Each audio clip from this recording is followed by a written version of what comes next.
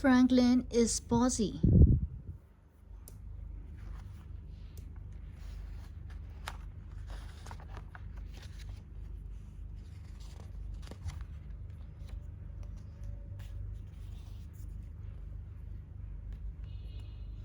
Franklin the turtle could zip zippers and button buttons. He could count by twos and tie his shoes. He had lots of friends and one best friend named Bear. They played check and marbles, hopscotch and ball. But one day something awful happened. Franklin and Bear had a fight.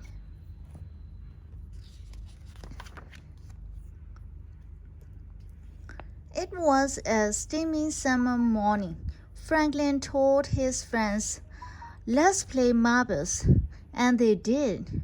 After a while, Franklin said, "I'm tired of marbles. Let's have a race."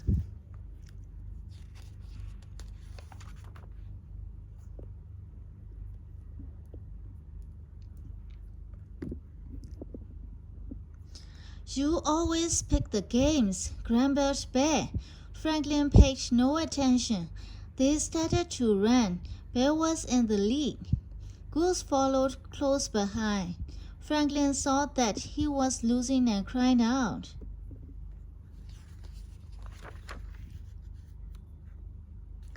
"Slow as one wins," as he crawled across the finish line last. "That's not fair," said Bear. Franklin ignored him. "I'm tired of running. Let's play baseball."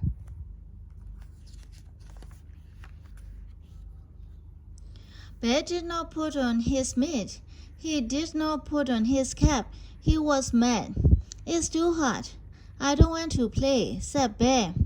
"Me neither," said Beaver. "It's not too hot," said Franklin. "It's true," said Bear. "It's not," said Franklin. "I don't want to play with you, Franklin," shouted Bear. "And I don't want to play with you either," Franklin shouted back.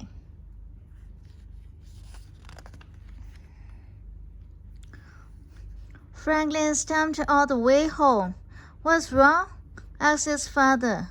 "There's no one to play with," answered Franklin. "Maybe your friends will come by later," said Franklin's father. "Maybe," he said.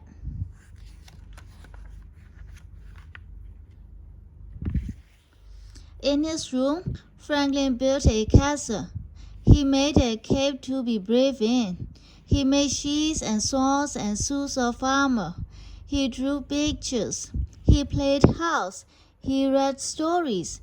He played by himself for 1 whole hour, and then he didn't know what to do.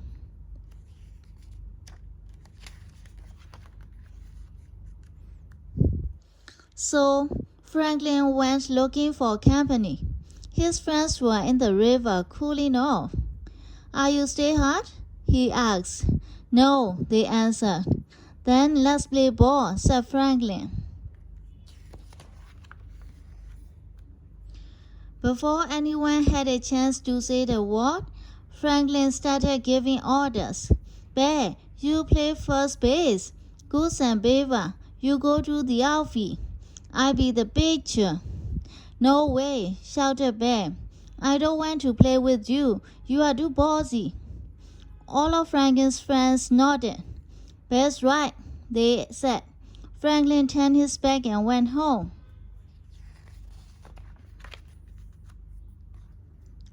There was no one to play with and nothing much to do, so he helped his father all afternoon. They weeded the garden and washed the floors, and they made supper for Mo because he was sick. "You are a good friend," Mo told Franklin's father. On the way home, Franklin asked, "Do you and Mo have fights?" "Sometimes," said Franklin's father, "but we always make up."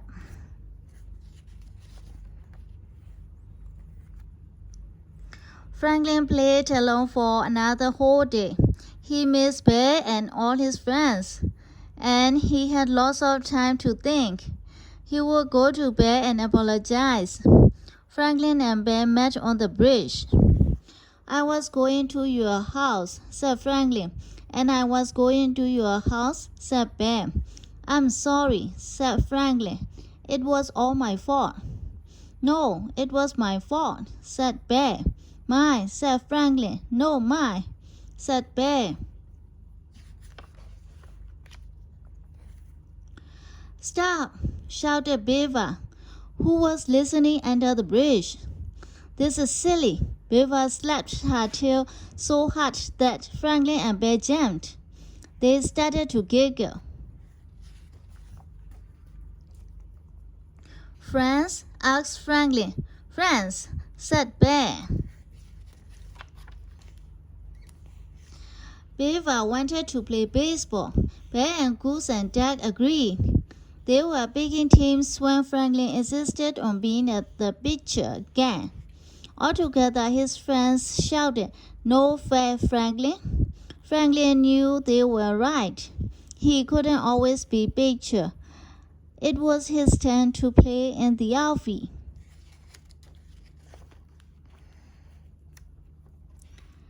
And it wasn't so bad, for although Franklin didn't catch a single ball, he did catch lots of flies.